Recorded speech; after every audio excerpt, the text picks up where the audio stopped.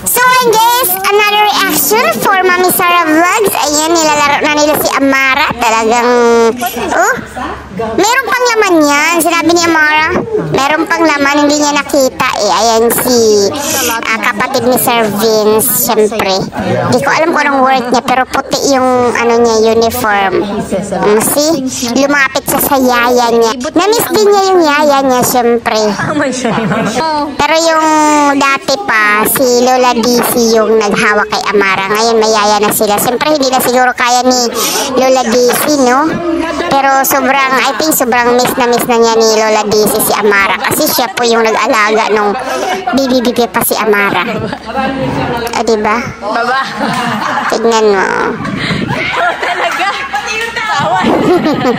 sanay na siya sa yaya niya. Sabi niya. You know? Siyempre, pagdating nila Lumi, tsikahan muna, kwentuhan, gano'n naman talaga yung buhay-buhay, nagkikwentuhan sila eh. Wala namang masama eh.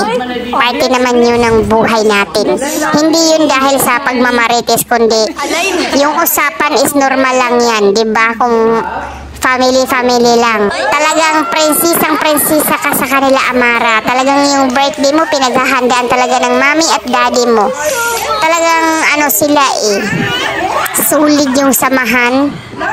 Diba? Walang lamangan, pantay-pantay. Kaya nga nakaka-good vibes yung daddy at mami mo eh kapag nagsama, napakakwela. Diba?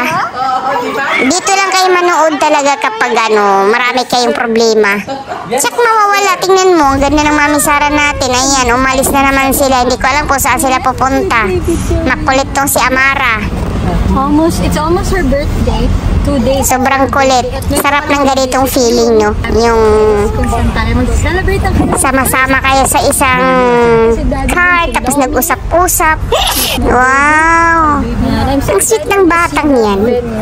No, sobrang sweet talaga niya sa mami at daddy niya eh. Kaya, sino bang hindi masarap alagaan kung ganyan kasarap naman alagaan yung bata, no? So, ayan, dumating na po yata sila sa venue. Papunta na sila. Wow! Nakasanglases ang ating Mami Sara. Napakaganda. So, hanggang dito na lang po yung reaction video ko. Bye! Wow!